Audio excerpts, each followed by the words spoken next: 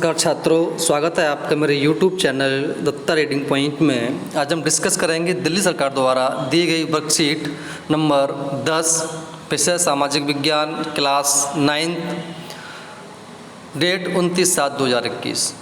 Topic का नाम है हमारे हमें संसद क्यों चाहिए, संसद की हमें क्या आवश्यकता है और क्यों हमको ये चाहिए। तो इस पर हम चर्चा करेंगे। इससे पहले हम संसद के बारे में जान चुके हैं कि संसद का निर्माण कैसे होता है, किससे मिलकर के होता है। मैंने आपको बताया कि राष्ट्रपति, राज्यसभा और लोकसभा मिलकर के संसद बनती है, लेकिन हमें इसकी क्या आवश्यकता है इसके बारे में जानने की कोशिश करेंगे और संसद की क्या भूमिका होती है। मैं आपको पहले बता चुका हूँ कि संसद भारत के अंदर सबसे बड़ी सर्वोच्च संस्था है कानून बनाने वाली। हमारे देश भारत को बहुत सारे निर्वाचन क्षेत्र हैं। वह स्थान जिसके लिए चुनाव होता है उसको हम बोलते हैं निर्वाचन क्षेत्र, जिससे चुनाव लड़ा जाता है, में बांटा गया है। प्रत्येक निर्वाचन क्षेत्र से एक व्यक्ति का चुनाव जितने संसद में भेजा जाता है, यानी कि जिसको हम सांसद बोलते हैं। क्या बोलते हैं उसको? हम सांसद बोलते हैं। जब आपके क्षेत्र से कोई जीत करके जाता है वो जाता है संसद में, उसको हम बोलते हैं सांसद। चुनाव लड़ने वाला उम्मीदवार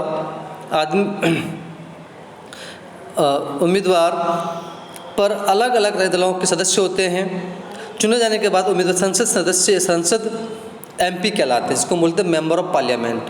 जब तक वो आम आदमी होता है, चुनने के बाद वो क्या कहलाता है, वो संसद सदस्य बन जाता है, जिसको सांसद कहा जाता है। MP कहलाते हैं, इसको बोलते हैं मेंबर ऑफ पार्लियामेंट। इन सांसदों को मिलाकर के संसद का निर्माण होता है।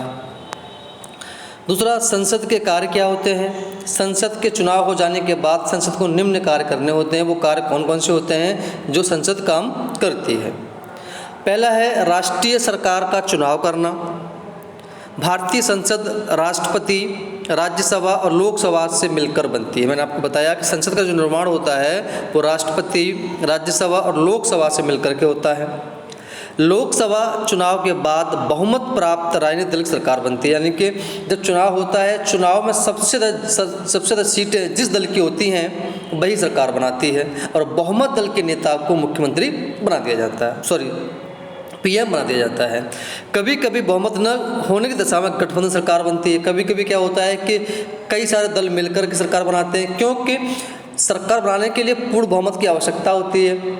इतनी सीटें, जैसे मान लो 100 सीटें, 100 में से 51 सीट होंगी तभी सरकार बहुमत में आ पाएगी। अगर इससे कम सीटें आती हैं तो कुछ दल मिलकर सरकार बनाते हैं।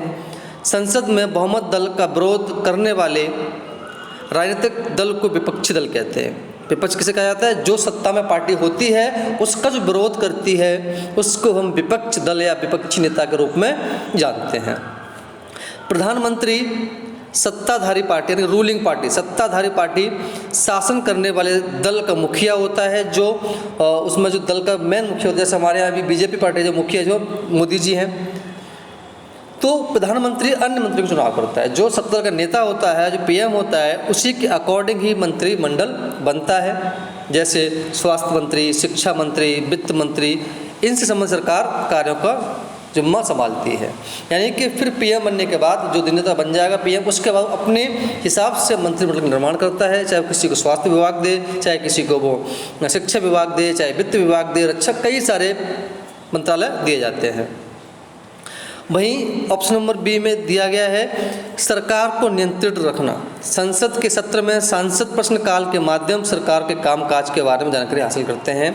संसद में एक समय होता है जिसको हम बोलते हैं प्रश्नकाल। उसमें लोग प्रश्न पूछते हैं, सरकार उसका जवाब देती है। सरकार ने क्या काम किया, क्या काम नहीं किया है, इसकी जानकारी मिलती है। इसके जरिए संसद कार्यपालिका को नियंत्रित करती है कि हम क्या काम कर रहे हैं, क्या काम नहीं कर रहे हैं। ये सब सवाल वहाँ पूछे जाते हैं। सवालों के माध्यम से सरकार को उनकी खामियां, कमियों के आगाह किया जाता है कि आपने ये काम नहीं किया, आपने ये काम नहीं किया। उस वाले प्रश्न के दौरान वो बताते हैं सांसद कि आप ये काम नहीं कर रहे हैं, आप ये काम नहीं कर रहे हैं, तो उसमें सरकार की कमियाँ और खामियों के बारे में पता लगता है। इस तरह से सरकार को भी जनता के प्रतिनिधि यानी सांसदों के द्वारा जनता की राय जानने का मौका मिलता है। जनता क्या चाहती है, सरकार से सवाल पूछना किसी भी संसद की बहुत महत्वपूर्ण जिम्मेदारी होती है। किसी भी सरकार से सवाल पूछ पाना, सांसद ही पूछता है कि हमारे इलाके में इसकी आवश्यकता है, हमारे इलाके में इसकी आवश्यकता है, तो वो अपने हिसाब से पूछते हैं और उसकी बड़ी जिम्मेदारी से पूछता है। उसको बड़ी जिम्मेदारी होती है लोकतंत्र के स्वस्थ संचालन में विपक्षी दल भी एक महत्वपूर्ण भूमिका निभाता है। अगर विपक्षी दल नहीं होगा तो हो सकता है कि सरकार मनमाने ढंग से काम करने लगे, हो सकता है कि जनता के हित में वो काम ना हो। इसलिए विपक्ष का होना बहुत ज़रूरी है। विपक्ष वही सवाल उठाता है जो सरकार नहीं कर रही होती है, ताकि सरकार उस पर काम कर सके, उसको देख सके। वे सरकार की नीतियों के कार्यक्रमों के कमियों को सामने लाते हैं कि आपने क्या काम किया, आपने क्या वादे किए थे, आप ये क्या काम कर रहे हैं। ये विपक्षी दल की पूरी भूमिका होती है।